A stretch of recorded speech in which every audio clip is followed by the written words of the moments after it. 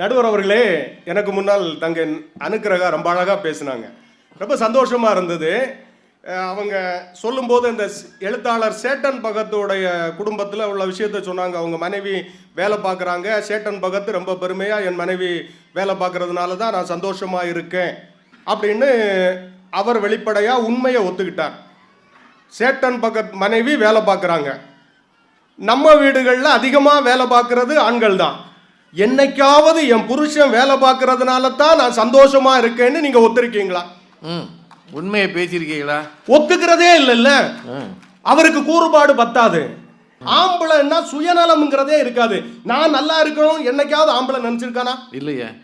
குடும்பம் நல்லா இருக்கணும், இலங்கை நல்லா இருக்கணும், இலங்கை நல்லா இருக்கணும், இலங்கை எல்லாமே நல்லா இருக்கணும்னு நினைப்பான். சுயநலம் இல்லாத ஒரே ஜீவன் உண்டுன்னா அது நம்ம ஆண்கள் தாங்க.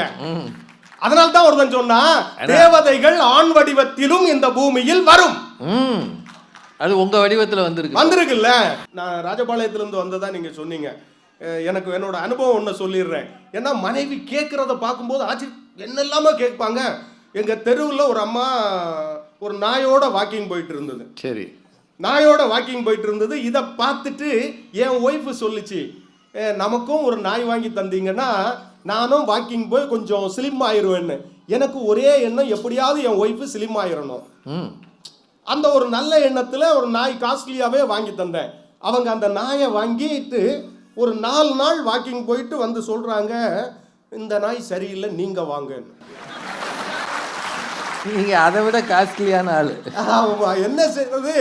நடுவர் அவர்களை எதுனாலும் வாங்கிடுறது, எதை பற்றியுமே யோசிக்கிறது இல்லை. இந்த ஆன்லைன் பர்ச்சேஸ் எல்லாம் இருக்குல்ல, இந்த பிளிப்கார்ட்டு, அமேசான் மாதிரி உள்ள ஆன்லைன் அந்த விற்பனை கம்பெனிகள் எல்லாம் வளர்றதுக்கு காரணம் ஆண்கள்னு நினைக்கிறீங்க? இல்லையே.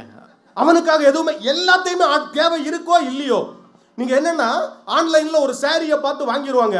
வாங்கின பிறகு அது அந்த பிறகுதான் தெரியும், ஐயோ இதே சாரி நம்மகிட்ட இன்னும் இருக்குதேன்னு. அப்ப நம்மகிட்ட இருக்கிறதே மறுபடியும் வாங்குறாங்க. மேக்கப் கிட் வாங்குறாங்க, எல்லாத்தையும் வாங்குறாங்க. நம்ம எதுவுமே வாங்குறதே இல்லைல்ல. நீங்க இந்த உலகத்திலேயே தனக்காக சம்பாதிக்காத ஒரே ஜீவன் உண்டுன்னா அது ஆண் தான். தனக்காக சம்பாதிக்கிறதே இல்லைங்க. நீங்க பெண்ணை பற்றி சொல்லும் போது பெண் தாய்மை, உயர்வு, தாய்ப்பால் கொடுத்து குழந்தைகளை எல்லாம் வளர்க்கிறாங்க, அது புனிதமானது. தாய்ப்பால் புனிதமானது தான். அதற்கு இணையானது தான் ஒரு ஆண் குடும்பத்துக்காக சிந்துகிற வியர்வை என்பதை மறந்துடாதீங்க. எவ்வளவு கஷ்டப்படுறான் தெரியுமா? மழை பெய்தாலும் வெயில் அடிச்சாலும் அதிகாலையில எந்திரிச்சு வேலைக்கு போறான் பாருங்க. அந்த கஷ்டத்தை என்னைக்குமே அவன் சொல்லி புலம்புறது இல்லை. அவனுக்கு அதிகாலையில எந்திரிச்சு வேலைக்கு போகக்கூடிய கஷ்டம் தெரியாது. அவனுக்கு தெரிகிறதெல்லாம் குடும்பத்தோட கஷ்டம் மட்டும்தான். நீங்க வேலை பார்க்குற இடத்துல எல்லாரும் சொபஸ்டிகேட்டடா இருக்கிறது இல்ல. மேனேஜர் திட்டுவார், முதலாளி திட்டுவார், சூப்பர்வைசர் திட்டுவார். சில நேரம் என்னன்னா அந்த திட்டெல்லாம் பார்க்கும்போது எப்படியாவது வேலையை விட்டுறலான்னு தோணும்.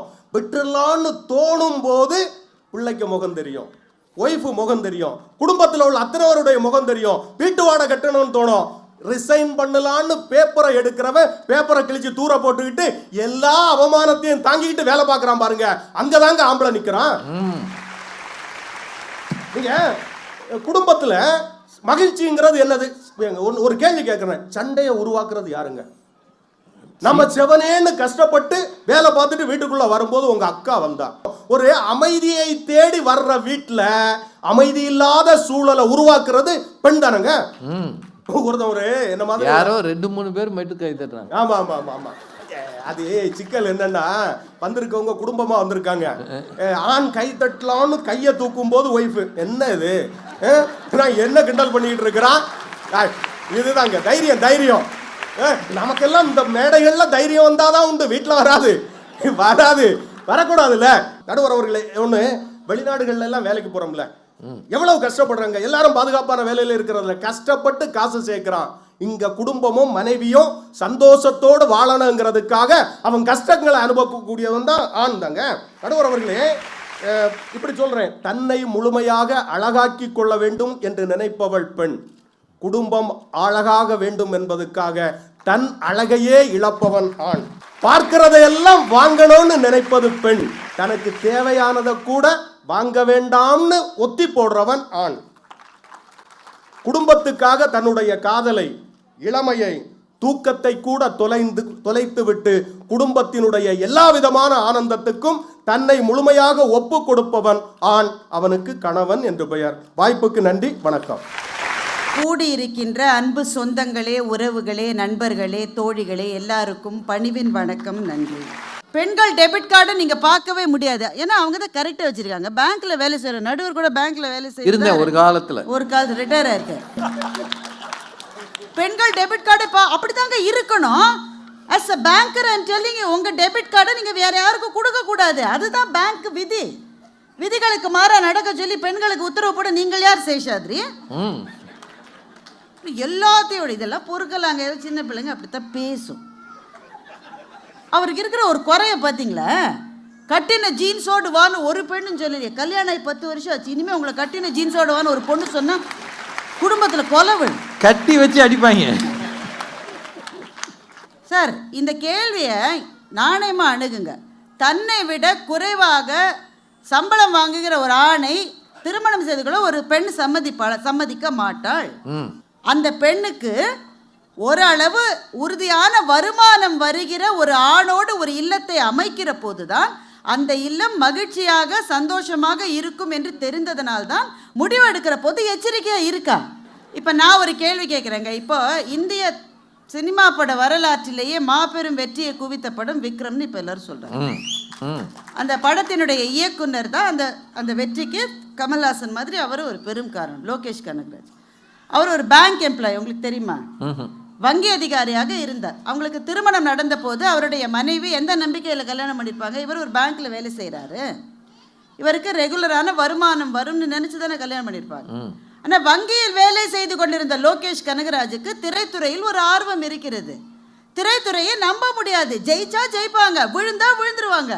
விழுந்தவர்களுடைய எண்ணிக்கை அதிகம், ஜெயித்தவர்களுடைய எண்ணிக்கை குறைவு. ஆனால் அவருக்கு அப்படி ஒரு ஆர்வம் இருக்குன்னு உடனே அவருடைய மனைவி சொல்கிறாங்க, நான் வேலையில் இருக்கேங்க, நான் குடும்பத்தை பார்த்துக்கிறேன், நீங்கள் போய் முயற்சி பண்ணுங்க, நீங்கள் வெற்றி பெற்றால் எனக்கு குடும்பத்துக்கு அது மகிழ்ச்சி தானே, பெருமை தானே. இது ஒரு லோகேஷ் கனகராஜனுடைய கதை மாத்திரமல்ல, இயக்குனர் வெற்றிமாறனுக்கும் அதுதான் கதை. இன்றைக்கு திரைத்துறையில் வெற்றி பெறுகிறவர்கள் எல்லாம் திருமணமாகிற போது ஏதோ வேலையில் இருந்திருக்கிறார்கள். அப்புறம் சினிமாவுக்கு போனோன்னு அவங்களுக்கு ஆசையாக இருக்குது. அவங்க மனைவி மட்டும் பிச்சு விடுவோம், பிச்சு நீ பேங்க்ல வேலை செய்கிற நம்பி தானே நான் திருமணம் பண்ணேன், நீ திரைப்படத்துக்கு போய் அங்கே ஒன்று கிளிக் ஆகலைன்னா என்ன செய்வேன்னு சொல்லி தான் அவங்க போயிருக்க முடியுமா?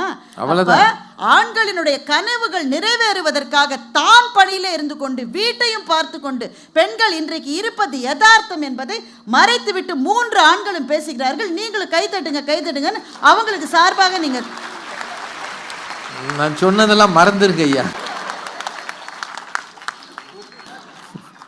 முன்கள பணியாளர்களாக ஆண்கள் இருக்கிறார்கள். அத்தனை பேர்த்தையும் மனசாட்சியோட பதில் சொல்லுங்க சார், தயவு செய்து. கொரோனா வந்த போது முன்கள பணியாளர்களாக நின்றதே பெண்கள் தானே சார். எத்தனை செவிலியர்கள், எத்தனை துப்புரவு பணியாளர்கள், எத்தனை பேர் நின்னாங்க?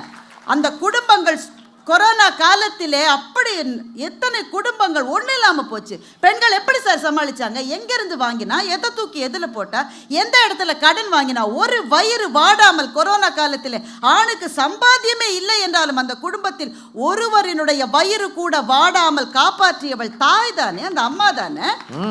இந்த மறந்துட்டு நீங்க பேசலாமா? தின்னு ஏயா பேசுறீங்க? ராஜ்குமார் வந்து அவங்க உங்கள் வீட்டம்மாவை அவர் வாக்கிங்க்கு கூட்டிகிட்டு போனார்.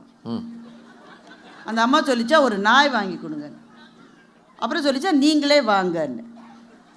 எது எது நல்லா இருக்கோ அதை எங்கெங்கே பயன்படுத்தணும்னு பெண்களுக்கு தான் தெரியும். நல்ல வேலை வீட்டுக்கு வந்த பிறகு இவரை கட்டி போடாமல் இருந்தாங்க. எல்லா விஷயத்தையும் பொதுவில் சொல்ல முடியாது நடுவர் அவர்களே, புரிஞ்சுக்கங்க. ராஜ்குமார் சொன்னதுல எனக்கு ரொம்ப என்ன பிடிச்சதுன்னா, அவன் வந்து ரிசைன் பண்ணணும்னு போவானாமா. அப்போ அப்படியே அலையில் மிதக்கிறா போல குழந்தையினுடைய முகம் வரும். உடனே ரெசிக்னேஷன் லெட்டரை வந்து கீழ்ச்சி போட்டுருவானாமா. அது ஏங்க டாஸ்மாக் போகும்போது அப்படியே பிள்ளை முகம் வரவே மாட்டேங்க. அது எப்படி?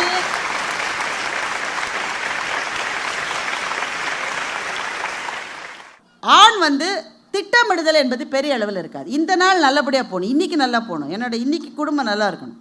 ஆனால் ஒரு வீடு வாங்க வேண்டும் என்ற எதிர்கால திட்டத்தை ஒவ்வொரு குடும்பத்திலும் விதைப்பவள் பெண்ணாகத்தான் இருக்கிறாள்.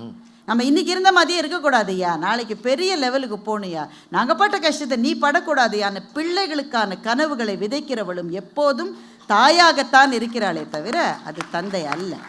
எனவே இன்பம் முன்னேற்றம் என்ற ரெண்டையும் எடுத்தால் அதற்காக திட்டமிடுவது, அதற்காக தன்னையே தியாகம் செய்வது, தனக்கென்று எதையுமே வைத்து கொள்ளாமல் மற்றவர்களுக்கு கொடுப்பது என்று மனைவிகள் தான் கணவர்களை விட அதிகம் செய்கிறார்கள் என்பதனால் நடுவர் அவர்கள் நியாயமான தீர்ப்பு வழங்குவார் என்று நம்பி விடைபெறுகிறேன். வணக்கம்.